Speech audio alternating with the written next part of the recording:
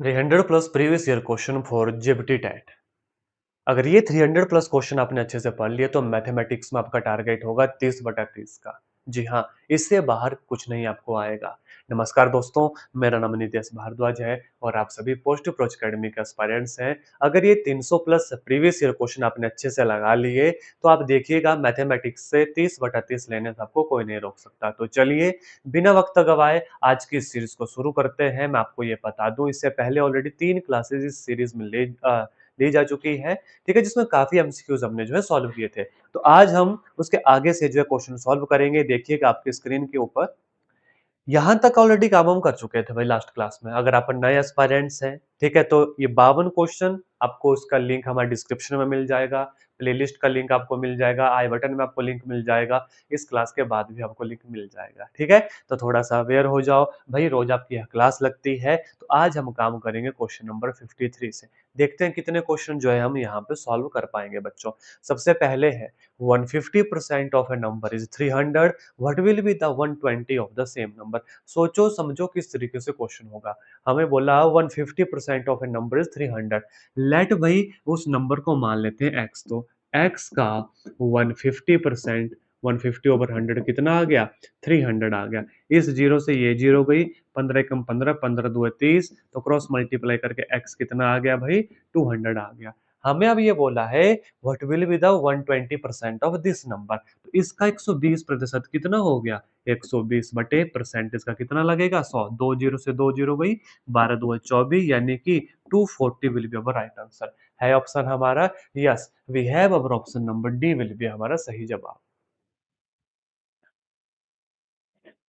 ठीक है, तो ऑप्शन नंबर डी हमारा क्या होगा, सही जवाब होगा। कुछ नहीं किया हमने, उस नंबर को माना। बस याद रखना, जब भी परसेंटेज हटानी हो तो बटा 100 होता है, अगर परसेंटेज लगानी हो तो मल्टीप्लीकेशन 100 होता है। इस बात का आपने खास ख्याल रखना है। नेक्स्ट क्वेश्चन के ऊपर मैं आप सभी को लेकर चलूंगा, question number 54। If the price of milk is increased bye 20%, 25%, by how much percent should a family reduce milk consumption so that the expense remain the same as before। क्या बोला है, दूध का भाव 25% बढ़ जाने के से एक परिवार अपना दूध का उपयोग कितना प्रतिशत कम करे कि खर्च पहले जितना हो। ये क्वेश्चन तो मैंने पहले भी करवाया है, ठीक है। इसके लिए शॉर्टकट याद रखना। क्या शॉर्टकट है, शॉर्टकट याद रखना भाई, जो रेशो आपको दी गई है over 100 plus that ratio into 100। अगर आपको बराबर रखना है अपना एक्सपेंस रेशो, तो आर बटे 100 प्लस आर गुना 100 आपने करना है। अब आर कितना है, 25% है, तो यहाँ पे करो 25/100 जमा 25, 125 गुना कितना आ जाएगा, 100 आएगा। 25 5 125, 25 गुना 20, 5 गुना 20, 100। तो कितना आएगा भाई, 20% will be our right answer. है कोई option, yes we have our option number B will be the सही जवाब। आपने क्या याद किया बच्चों, आपने ये शॉर्टकट याद किया। तो देखो ये सारे के सारे ना आपके जेबीटी टेट के प्रीवियस ईयर क्वेश्चन है, बिना इनके काम नहीं चलेगा। क्या होगा, आर ओवर 100 प्लस आर गुना 100। व्हाट इज आर, आर होगा भी, जैसे ये the price of milk is increased by 25%। अब वो किस प्रतिशत से ये रिड्यूस करे milk consumption so that the expense remain the same, तो भाई 20%। What is the formula, R over 100 plus R गुना 100। इसको ना नोट्स में लिख लीजिएगा, वैसे तो मैंने प्रीवियस क्लासेस में भी करवाया हुआ है ये क्वेश्चन। आ जाओ next. If you subtract 1/2 from A number and multiply the result by 1/2 you will get 1/8। What is the number. Question क्या है, अगर आप किसी संख्या से 1/2 घटा दें और इस परिणाम को 1/2 से गुना करने पर 1/8 प्राप्त होता है। तो कोई नंबर मान लेते हैं x, x से क्या घटाओ, 1/2, ठीक है। इन्होंने बोला इस पूरे नंबर को किससे मल्टीप्लाई करो भाई, 1/8 से, ठीक है। मैं भी जाऊंगा, मल्टीप्लाई द रिजल्ट बाय 1/2, इसको 1/2 से मल्टीप्लाई करो, what will be your result. ये कह रहे हैं कि रिजल्ट आएगा 1/8। किसी नंबर से 1/2 घटाने पर और उससे जो रिजल्ट आया उसको पूरे को 1/2 से गुना करने पर हमारे पास 1/8 आता है। हमसे पूछे what is the value of x. 2 1 jar 2, 2 4 jar 8, what is x, minus 1/2, ये 1/4 आएगा। एक्स कितना है बच्चों, 1/4 जमा 1/2, लो एलसीएम 4 आएगा, 1 प्लस 2 भाई, तो इट इज 3/4। है कोई ऑप्शन हमारे पास 3/4, yes we have our option number A will be the सही जवाब। जो लैंग्वेज लिखी है, जो इन्होंने परिभाषा लिखी है, बस अकॉर्डिंग टू दैट क्वेश्चन करते चलें, फिर अपने आप जो है ये क्वेश्चन आपको अच्छे से समझ आ जाएँगे। ठीक है, देखो मैथमेटिक्स में 30/30 लेना बहुत बड़ी बात नहीं, लेकिन हाँ, आसान बात भी नहीं है। आसान कब कहलाएगा बच्चों जब आप डेली प्रैक्टिस करोगे। ठीक है, तो यह सीरीज़ आपके लिए बहुत इंपॉर्टेंट रहने वाली है, तो प्रीवियस पार्ट भी इसके ज़रूर देखिएगा। नेक्स्ट देखो, इन x by 2 minus 1 by 5 it is equal to x by 3 plus 1 by 4 what is the value of x? कुछ नहीं है, अभी सिंप्लीफिकेशन का क्वेश्चन है। x by 2 minus 1 over 5 it is equal to x by 3 plus 1 over 4 क्या करेंगे बच्चों?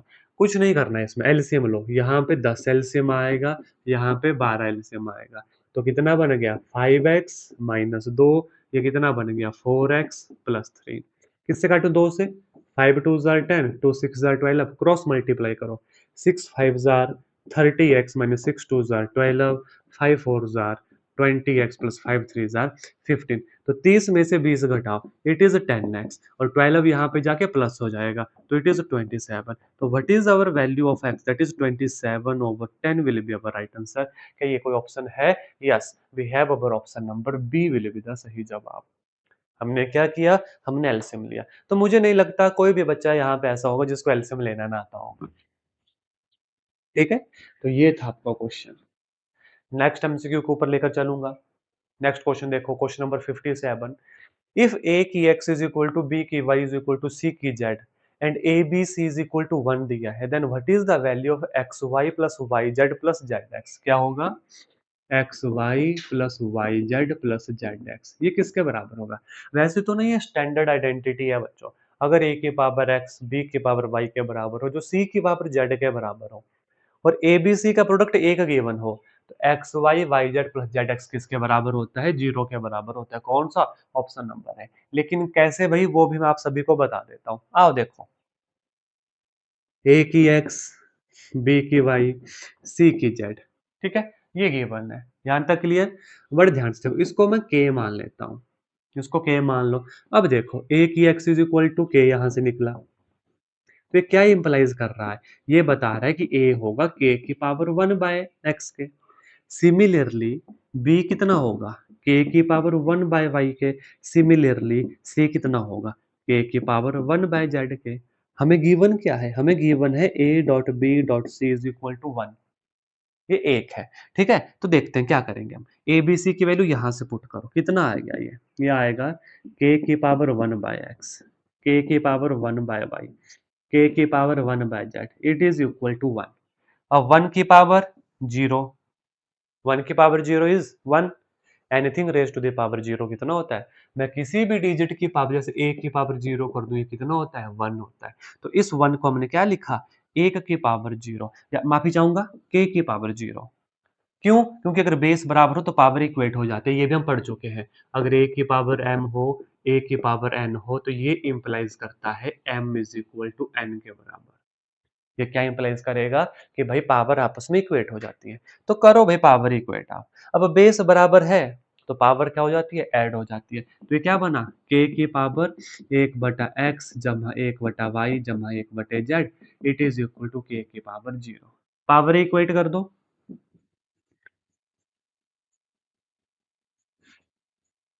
ठीक है, क्या आएगा यहाँ पे? एलसीएम आएगा X Y Z, it is equal to 0। X आया तो यहाँ पे आ गया Y Z plus Z X plus X Y, cross multiply करो तो ये तो 0 हो गया। तो ये पूरी की पूरी वैल्यू कितनी आ गई? X Y plus Y Z plus Z X, it is equal to 0। और वही मैंने आपको आंसर बताया था। हुआ कैसे? हुआ इस तरीके से। तब आपको एग्जाम में इसको पूरा सॉल्व करने की नीड नहीं। क्यों? क्योंकि आप पॉजिटिव प्रोज अकेडमी में जेबीटी टेट मैथमेटिक्स के क्लासेस लगा चुके हो, और आपने ये आइडेंटिटी देख ली भाई। ए की X is equal to B की Y is equal to C की जेड, वेर प्रोडक्ट ऑफ बच्चों ए बी सी अगर एक आपके पास होगा, then X Y plus Y Z plus Z X किसके बराबर होगा? 0 होगा। निकला कैसे? ये मैंने आप यहाँ पे निकाला। अब यहाँ पे कौन कौन से और रूल यहाँ पे जो है यूज हुए, वो मैं आपको बता देता हूँ। वो मैं आपको थोड़ा सा और बता देता हूं, ताकि फ्यूचर के लिए अगर और क्वेश्चन भी कोई आता है तो आप कैपेबल हो करने के लिए। ठीक है, आओ देखो, कॉपी में नोट डाउन कर देना। Anything raise to the power 0 always equal to 1। दूसरा, बेस बराबर हो और बीच में इक्वल टू का साइन हो, तो ये इम्प्लाइज करता है कि पावर जो है वो भी आपस में क्या हो जाएगी, बराबर हो जाएगी। अगर बेस बराबर हो, बीच में प्रोडक्ट हो, तो पावर आपस में क्या हो जाती है, ऐड हो जाती है, जो इस क्वेश्चन में हमने किया। सिमिलरली अगर बेस बराबर हो और बीच में डिवीजन का साइन हो, तो पावर आपस में क्या हो जाती है, माइनस हो जाती है, याद रखना।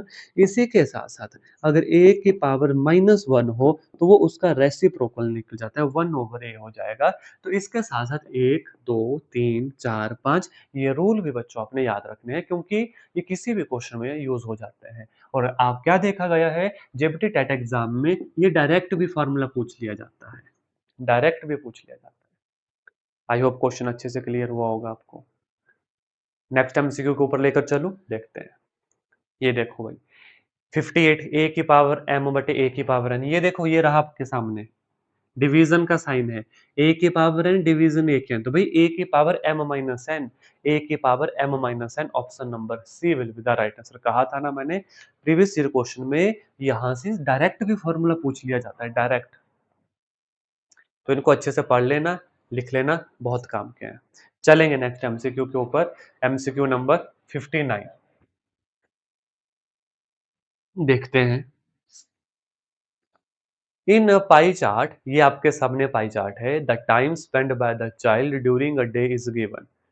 भाई कोई ये हमारे पास पाई चार्ट है, एक बच्चे ने पूरे दिन में क्या क्या किया वो यहाँ पे लिखा गया है। जैसे होमवर्क 4 घंटे किया उसने, ठीक है, प्ले टाइम कितना था उसका, 3 घंटे का था, स्कूल टाइम 6 घंटे का था, स्लीप टाइम 8 घंटे का था। तो इस तरीके से उसमें मतलब टाइम को डिवाइड किया गया है। What proportion of the time of house spent in sleeping, मतलब पूछा गया है कि कितना प्रोपोर्शन उसने स्लीपिंग में यूज किया। हिंदी में पढ़ लो। वृत्तालेख में एक बच्चे द्वारा व्यतीत किया गया समय इस प्रकार है कि सोने की क्रिया में व्यतीत किए गए घंटों में शिक्षा का आनुपातिक भाग कितना होगा।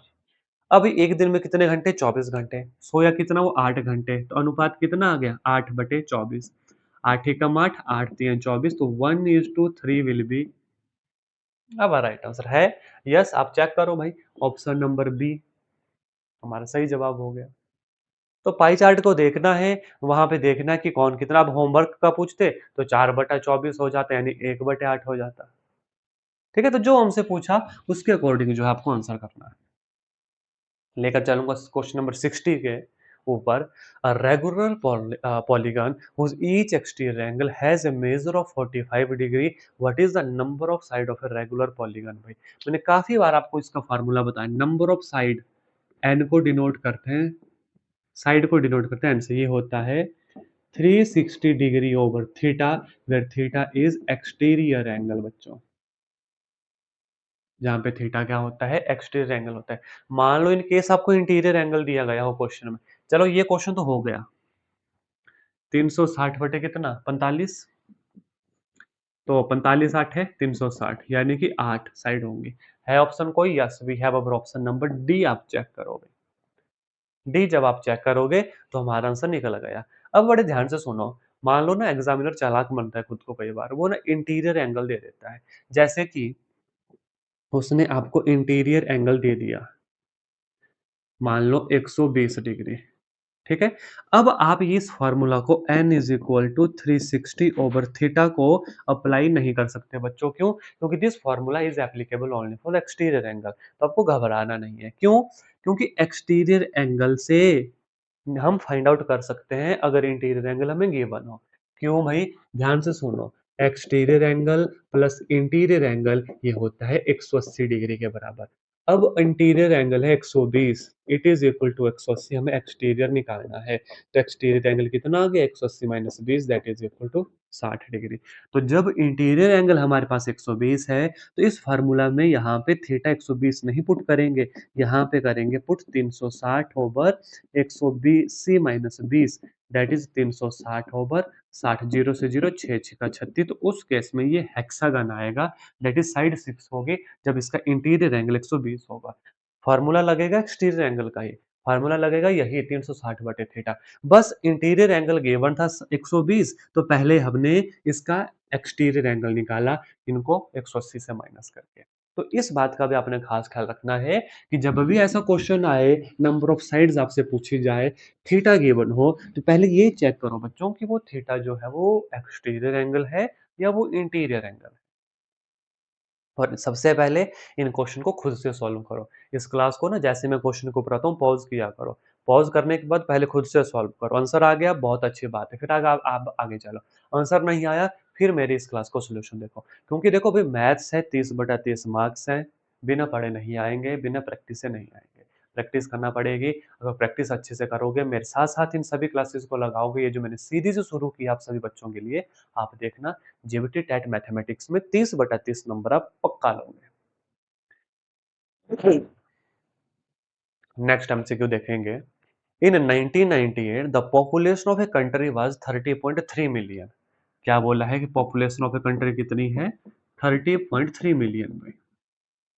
ठीक है। The number which is same as 30.3 million, हमें बोला है कि 30.3 मिलियन के बराबर यहाँ पे कौन सा नंबर है।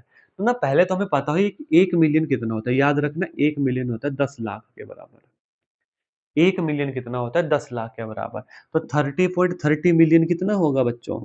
इसको करना पड़ेगा गुना किससे? 10 लाख से। काई, ढाई, सैकड़ा, हजार, 10,000, लाख, 10 लाख, इससे गुना करना पड़ेगा। कर लो भाई गुना। 303, 1 2 3 4 5 6, 1 2 3 4 5 6। अब डेसिमल था एक डिजिट के बाद, तो यहाँ पे लगे यानी ये वाली जीरो खत्म हो गई, तो ये बना भाई 30 30 और उसके बाद 4 जीरो। 30 30 उसके बाद 4 जीरो। आप चेक करो ऑप्शन नंबर भी देखो, 30 30 उसके बाद 4 zero. Option number B will be हमारा सही जवाब। इसके लिए पता होना चाहिए। देखो कन्वर्जन वाले क्वेश्चन आते ही आते हैं, तो मैं ना 2-4 कन्वर्जन आपको और बता दूँ। ये तो चलो भई पैसों वाली कन्वर्जन थी, नॉर्मल सी कन्वर्जन था। ऑप्शन नंबर बी हमारा सही जवाब हुआ। किलोमीटर पे, मीटर पे, सेंटीमीटर पे, मिलीमीटर पे भी क्वेश्चन बनते हैं। तो सुनना मेरी बात ध्यान से, 1 किलोमीटर में 1000 मीटर होते हैं, 1 मीटर में 100 सेंटीमीटर होते हैं, 1 सेंटीमीटर में 10 एमएम होते हैं, 1 किलोग्राम में 1000 ग्राम होते हैं, ये आपने याद रखना है, ठीक है? ये आपने याद रखना है, यहाँ से क्वेश्चन पूछे जाते हैं। अब इसका उल्टा भी हो जाता है कि 1 मीटर में कितने किलोमीटर होंगे? तो 1 मीटर में 1/1000 होंगे। इसका उल्टा, इसका उल्टा भी चलता है। आपसे पूछे 1 मीटर में कितने किलोमीटर? भई 1/1000 किलोमीटर होंगे किसमें? 1 मीटर में। तो इन बातों का खास ख्याल रखना। आपसे पूछ ले 1 किलोमीटर में कितने सेंटीमीटर होंगे? 1 किलोमीटर में पहले तो मीटर निकालो, 1000 मीटर। अब 1 मीटर 100 सेंटीमीटर तो गुना 100 अगेन होगा। 2 जीरो और तो ये हो गया 1 किलोमीटर में इतने सेंटीमीटर आएँगे। तो इन बातों का थोड़ा-सा आपने ना खास ख्याल रखना है क्योंकि एग्ज़ाम में पूछे जाते हैं और इनका बहुत ज़्यादा यूज़ केस है। नेक्स्ट क्वेश्चन के ऊपर लेकर चलूंगा आपको। The circumference of a base of a right circular cylinder is 440 centimetre and its height is 2 metre. What is the volume of the cylinder? तो पहले तो बच्चों ना आपको फॉर्मूला पता होना चाहिए आयतन का। किसका? सिलेंडर के आयतन का। किसी लंब वृत्तीय बेलन के आधार की परिधि 440 सेंटीमीटर है। व्हाट इज परिधि? अब बेस है, बेस तो सर्कल है। व्हाट इज परिधि? दैट इज द परिमाप, that is the circumference. What is the formula? तो मैं लिख देता हूँ। व्हाट इज द परिधि के लिए formula? That is circumference, it is 2 pi r बच्चों। और what is formula for volume? It is pi are square h बच्चों। अब देखो फार्मूला याद होंगे काम हो जाएगा। बात हो रही है सिलेंडर की। अब पहले इन्होंने गिवन दिया क्या? 2 × 22/7 इंटू रेडियस हम निकालेंगे, ये कितना है? ये है 440 सेंटीमीटर। लेकिन बच्चों एक बात का खास ख्याल रखना, आंसर मीटर में है, तो हमें कन्वर्ट करना पड़ेगा पहले तो। 440 सेंटीमीटर को मीटर में बदलो तो बटा 100 होगा। बटा क्या होगा? 100 होगा। देखो 22 दूए 44, 22 दूए 44 10 है। इस 10 से ये 10 चला गया तो व्हाट इज रेडियस? 7/10। तो ये आ गई रेडियस। आप चाहे बच्चों इसको 0.7 कर लो, चॉइस आपकी है, जैसे आपको अच्छा लगता है। हमें बोला इसका आयतन क्या होगा? What is volume? वॉल्यूम होगा pi are square H. What is pi? बाई बटे 7। आर स्क्वायर देखो R 7/10, 7/10 into H. What is H? H is 2 metre. अब देखो सारा कन्वर्ट हमने मीटर में कर दिया है, ठीक है? तो अब कोई दिक्कत नहीं है। तो इस 7 से ये 7 गया, 7 से 7 गया, 2 से काटता हूँ 11 दूए 22, 5 दूए 10, 2 से काटता हूँ 5 दूए 10, कितना आ गया? 11 साते 77 बटे 25 भाई, 77 बटे 25। तो कितना बना ये? 25 कम 25, 25 दूए 50, 25 तिया 75, ठीक है? कितना बना? 25 तिया 75, पॉइंट लग जाएगा तो आंसर मिल चुका है, that is option number B भाई। आंसर हमें मिल चुका ऑप्शन नंबर बी। एक बार इस कैलकुलेशन को फिर से चेक कर लेते हैं, कहीं गड़बड़ तो नहीं हमने की, है ना? एक बार फिर से चेक कर लेते हैं। देखो सबसे पहले सरकमफ्रेंस हमने निकाली 2 pi are, 2 Guna 22/7 Guna are कितना था ये? 440 सेंटीमीटर था। तो 440 सेंटीमीटर के मीटर बनाए बटा 100 करके, बटा 100 करके, ठीक है? हाँ, यहाँ पर मुझे लगता है गड़बड़ हमने कर दी। क्या भाई? इस जीरो से ये जीरो कटनी थी। इस जीरो से ये जीरो कट गई, बटा 100 था, ठीक है? तो कुछ तो गड़बड़ हो गई यहाँ पे। एक बार इसको ना क्रॉस चेक कर लेते हैं भाई। 440 बटे 100, जीरो से जीरो गई, ठीक है? तो बाई दो 44, ये खत्म हो गया। तो रेडियस कितना बना? 7 बटे 10। हाँ, किया वही है भाई। रेडियस कितना बना? 7 बटे 10, ठीक है? तो यहाँ पे what is volume? Pi are square H, बाई बटे 7, 7 बटे 10, 7 बटे 10 गुना एच। What is height? The height is 2 metre. तो पाई आर स्क्वायर एच।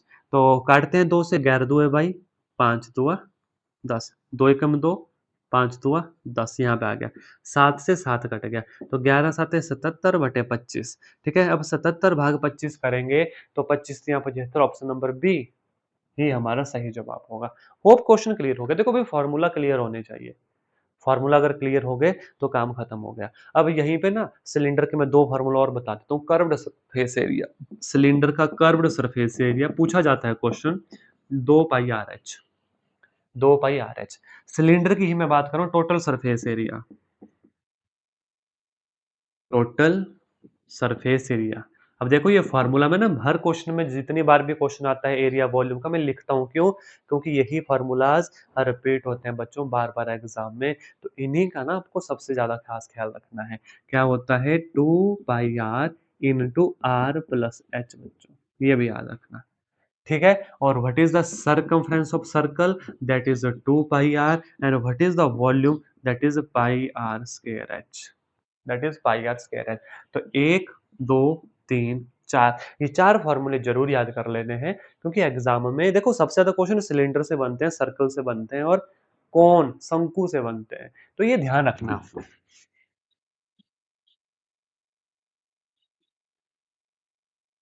ये इसका आपने खास ख्याल रखना है, ठीक है? चलेंगे नेक्स्ट एमसीक्यू के ऊपर। क्वेश्चन नंबर 63 देख रहे हैं। Find the equivalent fraction of 15/35, ठीक है? तो भाई इसको तो ना सॉल्व करवाने की नीड ही नहीं। 5 से काटूंगा, 5 तिया 15, 7 पंजे 35, तो 3/7 will be its equivalent fraction. 3/7 है। Yes, we have our option number A. 5 से काटो, 5 तिया 15, 7 पंजा 35, option number A will be the right answer for this question. देखो कुछ क्वेश्चन टिपिकल भी आएंगे, कुछ क्वेश्चन ऐसे लड्डू क्वेश्चन भी आएंगे। तो लड्डू क्वेश्चन को अच्छे से खाना है, अच्छे से उसका फायदा उठाना है, और जो थोड़े टिपिकल हैं उनकी प्रैक्टिस अभी से करनी है कि कैसे उनको एग्जाम में सॉल्व किया जाए। जैसे नेक्स्ट क्वेश्चन है, if 3 digit number 24x is divided by 9। बड़ा ही आसान क्वेश्चन है भाई। इसकी जगह मैं क्या लिखूं कि ये 9 से डिवाइड हो जाए? डिविजिबिलिटी रूल आने चाहिए, जिससे आसानी होती है। तो एक बात मेरी याद रखना, 3 से अगर डिविजिबिलिटी चेक करनी हो और 9 से अगर डिविजिबिलिटी चेक करनी हो, तो ये जो गिवन डिजिट है अगर इनका सम 3 से डिवाइड हो जाए तो वो पूरा डिजिट 3 से डिवाइड हो जाता है। अगर इनका सम 9 से डिवाइड हो जाए वो पूरा डिजिट 9 से डिवाइड हो जाता है। मतलब मतलब ये हुआ 2 जमा 4 जमा x. If this is divided by 9, it means ये पूरा नंबर 9 से डिवाइड हो जाएगा। तो 4 5 6 यहाँ पे क्या डालूं? 3 डालूंगा। तो 4 5 6 7 8 9, 9 डिवाइड्स 9, यस। तो इसकी जगह कितना आएगा? 3 आएगा। ये 9 से डिवाइड हो जाएगा। सेम रूल है 3 के लिए भी। अगर 3 से डिविजिबिलिटी चेक करनी है, जैसे कि मैं ये लिख दूं 1 2 3 111 लिख दूं, is this divided by 3? Yes absolutely. क्यों? अगर ये 3 डिजिट का सम 1 जमा 1 जमा 1 कितना आया? 3 आया। Is this divided by 3? Yes. It means this number is also divided by 3, you can check. आप इसे चेक कर सकते हैं, देखो 3 3 9, 10 11 21 बना, 7 3 21 हो गया। सेम सिनेरियो है 9 का। अगर गिवन सम 9 से डिवाइड हो जाए, गिवन डिजिट्स जो है उनका सम 9 से डिवाइड हो जाए, वो पूरा डिजिट 9 से डिवाइड हो जाता है। सबसे ज्यादा एग्जाम में 3 9 का ही पूछा जाता है सबसे ज्यादा। तो option number B will be the right answer for this question. Same case आता है 2 के लिए भाई, सुनना बड़े ध्यान से। 2 से अगर डिविजिबिलिटी चेक करनी हो तो जो भी डिजिट्स होगा, जैसे मान लो ये है 5 4 3 2, इसके यूनिट प्लेस पे या तो 2 हो, या तो 0 हो, या तो 4 हो, या तो 6 हो, या तो 8 हो, तो ये पूरा का पूरा डिजिट 2 से डिवाइड हो जाता है। अगर 3 से डिवाइड करना है तो 5 6 1 कितना बन गए, 6 7 8 9 10 11 12, तो जैसे ये है। तो अगर 3 से डिविजिबिलिटी चेक करनी है तो इन डिजिट्स का सम डिवाइड होना चाहिए किससे, 3 से, यानी कि 5 जमा 6 जमा 1। अगर ये डिवाइड हो गया, इसका मतलब ये पूरा का पूरा नंबर डिवाइड होगा। क्या ये है? देखो भाई, 6 और 1 7, 7 और 5 12, 8 9 10 11 12, 3 12 को डिवाइड कर देता है, इसका मतलब ये पूरा का पूरा डिजिट 3 से डिवाइड हो जाएगा। अब यहाँ पे कितना बना, ये बना 12, 12 डिवाइड बाय 3, यस 3 12 को डिवाइड कर देता है, तो इसका मतलब पूरा का पूरा डिजिट 12 से डिवाइड हो जाएगा। 4 से डिविजिबिलिटी चेक करने का मतलब क्या होता है, 4 से जब भी डिविजिबिलिटी चेक करनी हो, लास्ट के 2 डिजिट डिवाइड होने चाहिए 4 से। जैसे कि 564, if last 2 digit divide by 4, it means वो जितना मर्जी बड़ा नंबर हो, यहाँ पे मैं 2 लिख दूं, यहाँ पे 1 लिख दूं, अगर ये लास्ट के 2 डिजिट 4 से डिवाइड हो गए तो इसका मतलब पूरा का पूरा डिजिट 4 से डिवाइड हो जाएगा। तो ये भी याद रखना, last 2 digit divide by 4, it means whole digit is divide by 4। अब 16 चौके 64, आप चेक कर लेना, पूरा का पूरा डिजिट 4 से डिवाइड हो जाएगा। 5 से डिविजिबिलिटी चेक करने के लिए, जैसे 525 आ गया, 6 लिख दूं, 5 लिख दूं, यूनिट प्लेस अगर if this place is divide by 5, then whole number is divide by 5। If यहाँ पे 0 हो, तब भी पूरा का पूरा डिजिट 5 से डिवाइड हो जाता है। अगर लास्ट जगह पे 5 और 0 आए तो पूरा का पूरा नंबर 5 से डिवाइड हो जाएगा। 6 से डिविजिबिलिटी चेक करने के लिए, जो भी मान लो यहाँ पे गिवन नंबर है, it should be divided by 2, it should be divided by 3, it means it should be divided by 6।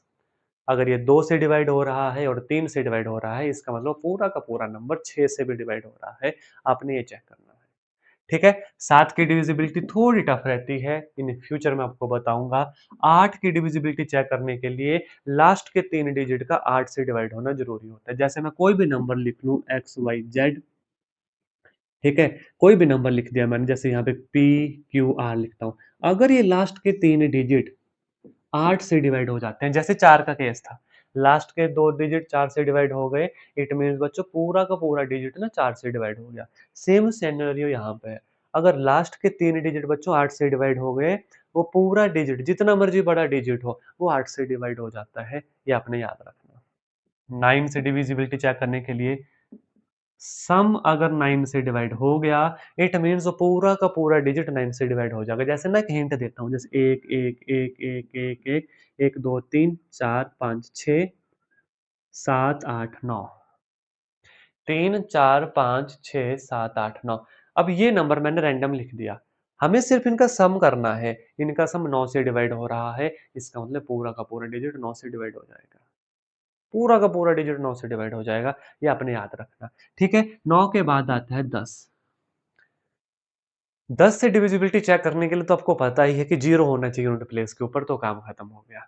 इसके बाद आता है डिविजिबिलिटी 11, ये भी बड़ा इंपॉर्टेंट है, तो ये मैंने आपको आगे वाली क्लासेस में बताऊंगा, 7 से और 11 से। अभी फिलहाल आप इन डिजिट्स को याद करना जो मैंने आपको बताया, 2 3 4 5 6 8 9 और 10।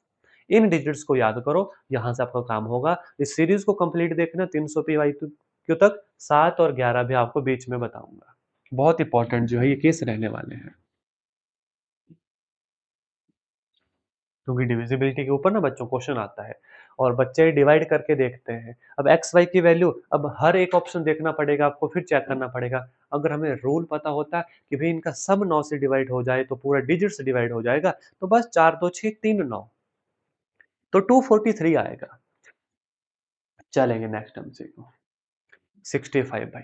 क्या है question? 1 minus tangent square 45 over 1 plus tangent square 45। दो तरीकों से बच्चों ये क्वेश्चन हो सकता है। देखो क्या है, जो तरीका आपको आसान लगे, जो तरीका आपको आसान लगे। What is the value of tangent 45 degree? Tangent 45 की वैल्यू होती है 1। टेंजेंट 45 की वैल्यू कितनी होती है? 1 भाई।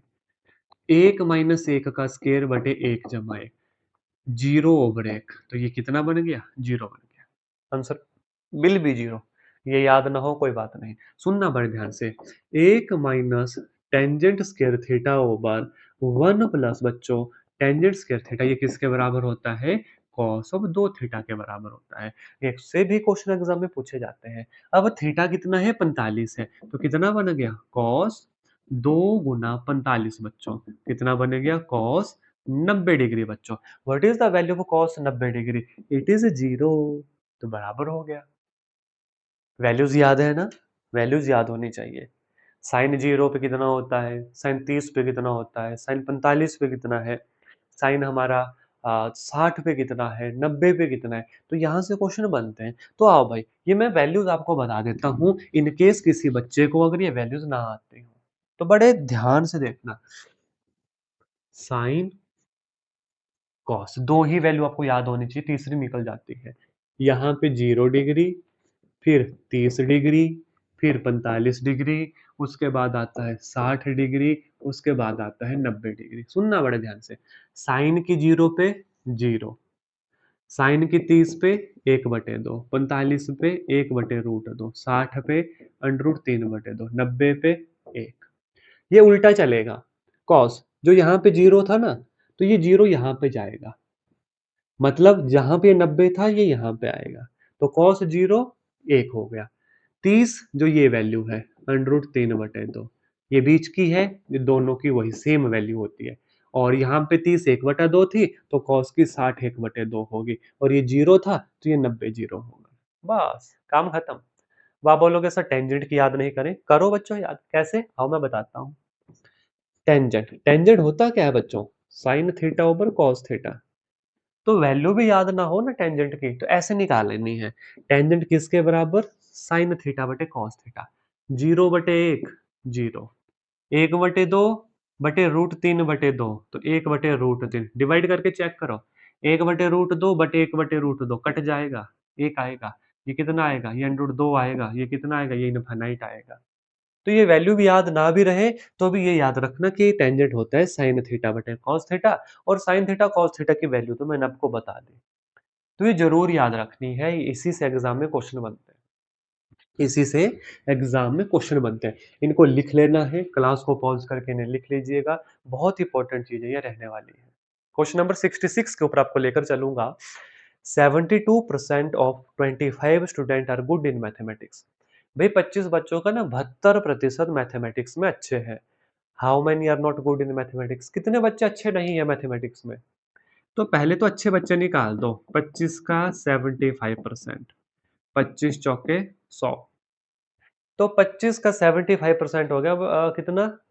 75/4।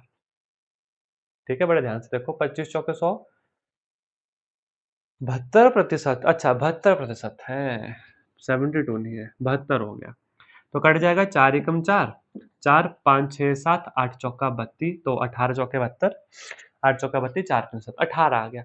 18 बच्चे अच्छे हैं मैथमेटिक्स में। हमसे पूछा जो अच्छे नहीं है। टोटल कितने थे भाई? 25 थे। तो 25 में से 18 घटा दिए, क्योंकि 18 तो अच्छे हैं।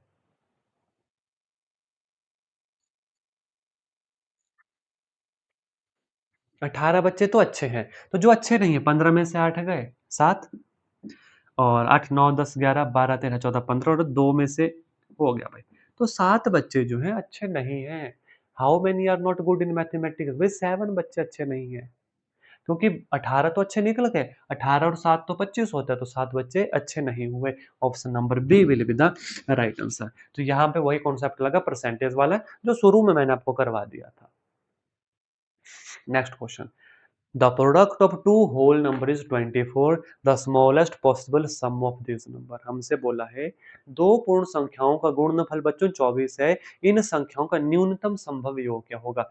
अब ना 24 के फैक्टर बनाओ, तो 1 गुना 24, ठीक है, 2 गुना 12, 3 गुना 8 और 4 गुना 6।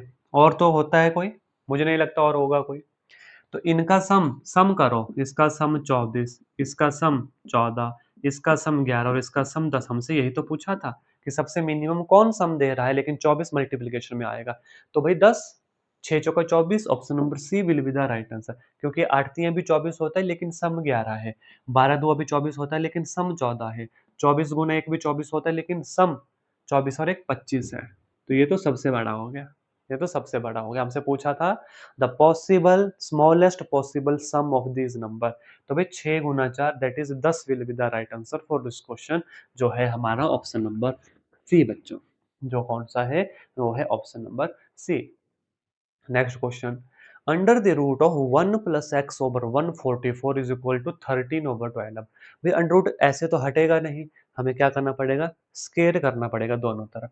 तो जब स्केयर कर दिया तो यहाँ पे तो ये बन गया, लेकिन दूसरी तरफ कितना बना, 169 बटे 12 बार ये 144। मैंने क्या कर दिया, मैंने स्केयरिंग बोथ साइड कर दी। अब एलसीएम ले लो भाई।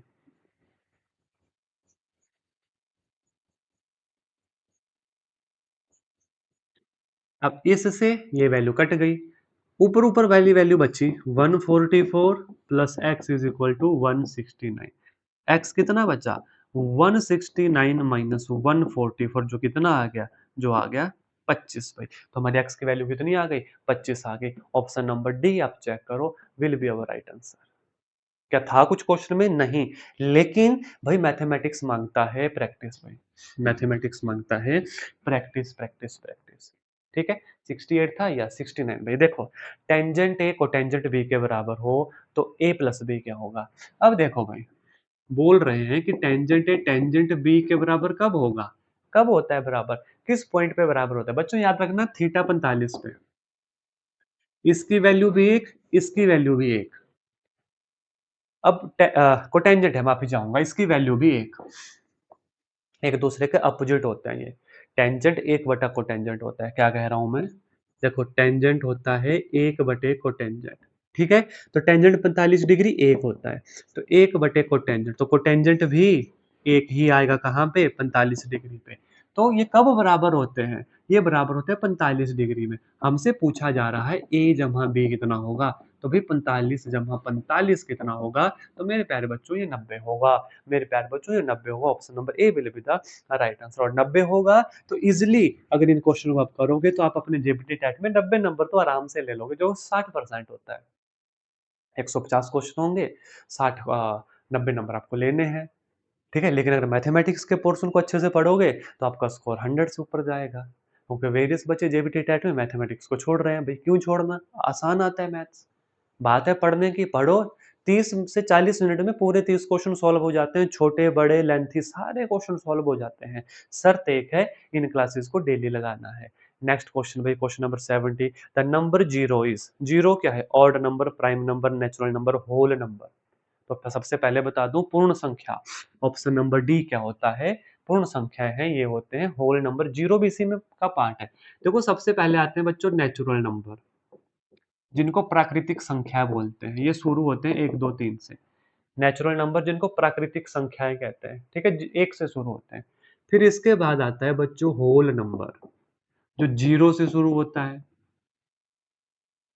आगे इन्फिनिटी तक चलेगा, ठीक है। इसी में ध्यान से सुनना, ऑड नंबर, ऑड नंबर होते हैं विषम संख्या, जैसे 1 3 5 7 9 11 सो ऑन। इसी में आते हैं इवन नंबर, सम संख्याएं, सम संख्याएं, ये होते हैं 2 4 6 8 10। यहीं पे आते हैं प्राइम नंबर, अभाज्य संख्याएं, ये होते हैं 2 3 5 7 11 13 17 19 23 29 31, सो ऑन चलती जाती है आगे। याद रखना, प्राइम नंबर 1 से लेके 100 तक के पूछे जाते हैं, 25 होते हैं, 1 से लेके 50 तक 15 होते हैं, 50 से लेके 100 तक 10 होते हैं। याद रखना, 1 ये ना ही प्राइम नंबर है, ना ही कंपोजिट नंबर है। ये प्राइम नंबर भी नहीं है, 1 प्राइम नंबर भी नहीं होता। 1 क्या है? एक नेचुरल नंबर है। 1 क्या है? एक होल नंबर है। ठीक है? तो इन बातों का आपने खास ख्याल रखना, ऐसे भी आपसे एग्जाम में क्वेश्चन पूछे जा सकते हैं। काफ़ी आज के लिए इतना। काफ़ी है कि आज के लिए इतना, काफ़ी क्वेश्चन जो है हमने कर लिए, है ना? लेकिन अभी तो हमें 300 तक जाना है भाई। जैसे आगे अभी और क्वेश्चन है, the cost of the flower base is 120, if the shopkeeper sell it at a loss of 10%, what find the price at which it is sold, यानी सेलिंग प्राइस निकालना है। इसका भी हिंट दिया था मैंने, सुपर, सुपर मतलब ऊपर, है ना? शॉर्टकट बताया था। चलो कोई बात नहीं, नेक्स्ट क्लास में करेंगे इस क्वेश्चन को। अभी तो बहुत क्वेश्चन है, अभी हमें आगे के तक जानना है, ठीक है? हर क्वेश्चन करेंगे, लेकिन देखो शर्त ये है, शर्त ये है आपको डेली पढ़ना है। तो आज का एक होमवर्क क्वेश्चन मुझसे ले लो, जिसका आंसर आपको कमेंट करके हमें बताना है। आपको हमें बताना है स्मॉलेस्ट ऑड कंपोजिट नंबर। मैंने प्रीवियस क्लासेस में कई बार करवाया है। स्मॉलेस्ट ऑड कंपोजिट नंबर, देखते हैं कितने बच्चों को याद होगा। सबसे छोटा लेकिन ऑड कंपोजिट नंबर हमें आपको आपको हमें बताना है, और वो भी कमेंट करके। आई होप यह सीरीज आपके लिए बहुत वैल्यूएबल साबित होगी। अगर नॉलेज ऐड कर रहा हूँ मैं आपके क्लासेस के लिए, आपको इस क्लासेस के द्वारा आपके नॉलेज में, ताकि आप जेबीटी टेट में मैथमेटिक्स के 30/30 लें, तो कमेंट में सीरीज को कंटिन्यू रखने के लिए यस टाइप करना ना भूलिएगा। और उस चैनल को सब्सक्राइब कर लो भाई, यहीं पे आपके अच्छे से प्रैक्टिस होगी। टारगेट मैथमेटिक्स का 30/30 है, साइकोलॉजी, जीके, हर चीज आपको चैनल के ऊपर मिल जाएगी। मिलूंगा आपसे कल आपकी अगली क्लास में। प्लेलिस्ट विजिट कीजिएगा। धन्यवाद बच्चों। जय हिंद, जय भारत।